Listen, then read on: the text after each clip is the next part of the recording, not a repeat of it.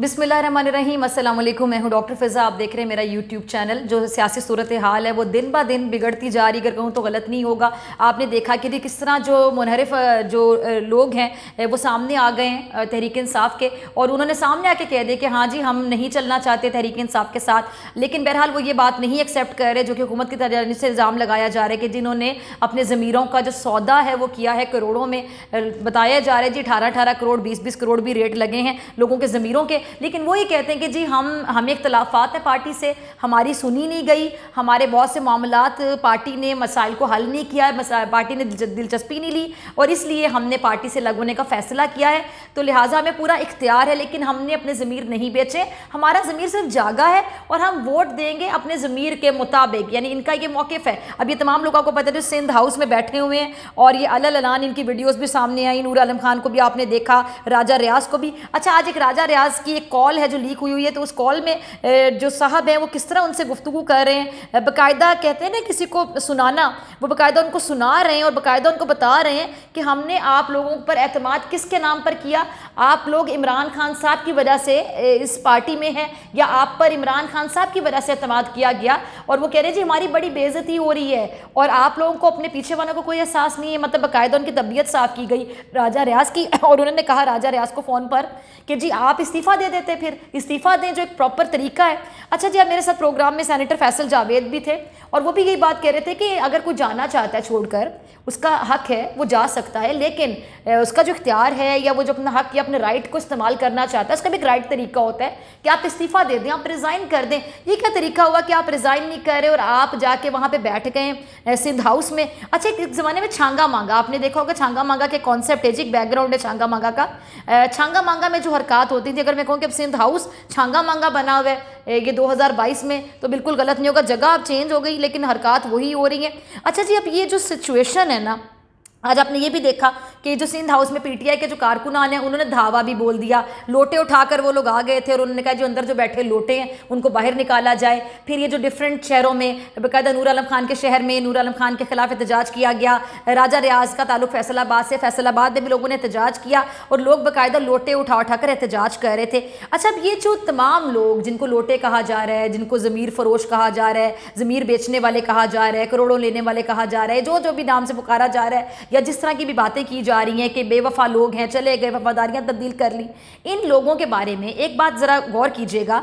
या आप रामेश कुमार साहब को देख लें, आप राजा रियाज साहब को देख लें, नूर आलम खान साहब को देख लें, ये तमाम लोग जब पीटीआई ने इनको टिकट दिया था तो मुझे लगता है कि पीटीआई की भी बहुत बड़ी गलती थी कि इन लोगों को टिकट दिया था, इन लोगों पर एतमाद किया था। इनका पीछे बैकग्राउंड अगर देख लिया जाता तो इन पर एतमाद ना किया जाता, किसी ऐसे बंदे पर एतमाद कर लिया जाता जो आज वफादार बनकर इनके साथ खड़ा होता, इनके साथ हाथ करके इस तरह ना चला जाता। अच्छा, दूसरा ये जो गवर्नर राज के हवाले से बात की थी, मशवरा दिया था शेख रशीद साहब ने, उस हवाले से भी आज क्लियर होगी सूरत हाल कि ऐसी कोई बात नहीं, ना ऐसा कोई प्लान है, ना ऐसा कोई इरादा है। अच्छा, अब एक सबसे बड़ी जो खबर है कि जो मुनहरिफ अरकान है उनको वापसी के लिए कहा जा रहा है। शेख रशीद साहब ने बात की कि जी जो MNAs नाराज़ हैं वो वापस आ जाएँ, उनको तहरीक इंसाफ वाले कुछ नहीं कहेंगे। अच्छा, मैंने ये सवाल पूछा अभी फैसल जावेद से, मैंने कहा कि ये शेख साहब की अपनी राय है या फिर ये पार्टी की पॉलिसी है, तो फैसल ने कहा कि शेख साहब ने बिल्कुल सही बात की है, इसका मतलब है कि पार्टी की पॉलिसी है। फैसल की बात से मैं इस बात की तस्दीक करती हूँ कि जी ये तहरीक इंसाफ की पॉलिसी है कि तहरीक इंसाफ चाह रही है कि जी जो नाराज़ MNAs हैं वो वापस आना चाहें तो उनके लिए दरवाजे खुले हैं, वो वापस आ सकते हैं। अब यहाँ से ज़रा अंदाज़ा लगाइए जो हालात की संगीनी है, जो सूरत हाल है, इतनी सेंसिटिव सूरत हाल है कि वो लोग जो इनके खिलाफ जाके खड़े हो गए हैं, अलग कह रहे हैं कि हमने नहीं चलना तहरीक इंसाफ के साथ और हम जाके अपने वोट जो देंगे वो हम ज़मीर के मुताबिक देंगे, हमारे ज़मीर जाग गए हैं। यानी तहरीक इंसाफ के साथ रहने का मतलब है कि इनका ज़मीर मुर्दा है बकौल इन लोगों के, और इनका ज़मीर तब जागेगा जब इमरान खान के खिलाफ ये वोट देंगे। तो उन लोगों को कह रही है तहरीक इंसाफ क्या वापस आना चाहें तो वापस आ सकते हैं। मेरे ख्याल से इसके बाद मुझे कुछ कहने की ज़रूरत नहीं है। यानी इस टाइम पे तहरीक इंसाफ की भी पोजीशन वीक है और तहरीक इंसाफ उन लोगों से वापसी का मुतालबा कर रही है जिन लोगों ने तहरीक इंसाफ के साथ अलग क्या किया आपके सामने है। अच्छा, इसके बाद ये एक और ख़बर आई है कि जी जहांगीर तरीन साहब, उनको भी वापस बुलाया जा रहा है लेकिन वो वापस आने के लिए बिल्कुल तैयार नहीं। और एक ये खबर है ज़राए से पता चली है कि जी जो जहांगीर तरीन साहब हैं उन्हें गवर्नर सिंध इमरान इस्माइल साहब ने फ़ोन किया, लेकिन जहांगीर तरीन साहब ने फ़ोन ही अटेंड नहीं किया, फ़ोन सुना ही नहीं, यानी वो किसी तौर भी वापस नहीं आना चाहते हैं। अब ये जो सिचुएशन है ये आपके सामने है, और साथ साथ रमेश कुमार ने ये भी दावा कर दिया कि 3 वफाकी वज़ीर हैं जो अपोजिशन से हाथ मिला चुके हैं। अब ये सारी सूरत हाल आपके सामने है।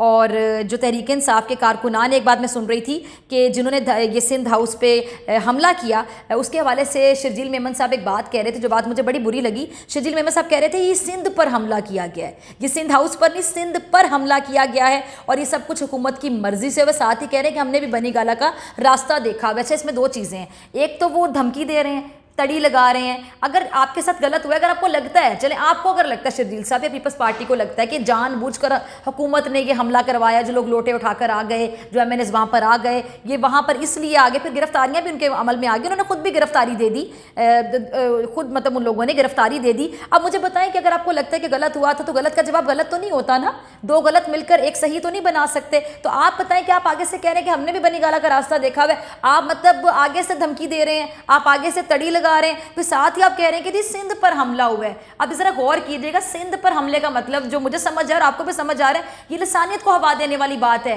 सुबाइयत को हवा देने वाली बात है। और मैं अक्सर बड़ी तकलीफ में आ जाती हूँ जब ये लोग सिंध, पंजाब, बलोचिस्तान इस तरह की बात करते हैं, ये खैबर पख्तूनख्वा, ये सब पाकिस्तान है। सिंध भी पाकिस्तान है, पंजाब भी पाकिस्तान है, तमाम सूबे पाकिस्तान है। हम पाकिस्तान बन के बात क्यों नहीं करते हैं? ये सिंध का जो आपने लफ्ज़ इस्तेमाल किया, खुदा का वास्ता है कि मामलात ऑलरेडी अनारकी की तरफ जा रहे हैं, इंतशार की तरफ जा रहे हैं, सूरत हाल बहुत खतरनाक हो सकती है। ऐसे में आप लोग सुबाइयत को, लसानियत को हवा देना छोड़ दें। और मैं ये तो नहीं कह सकती कि आप लोगों ने सियासत में बहुत सफ़ेद किए, आप लोगों को कुछ पता ही नहीं है। ये इंतहाई इंतहाई इंतहाई नाजुक सूरत हाल है। ऐसी सूरत हाल को मज़ीद नाजुक करने के लिए मैं आपके आगे हाथ जोड़ती हूँ। सूरत हाल को नाजुक तो है इस टाइम पे, उसको खतरनाक में तब्दील ना कीजिए, वरना फिर ये ना हो कि किसी के हाथ भी कुछ ना लगे।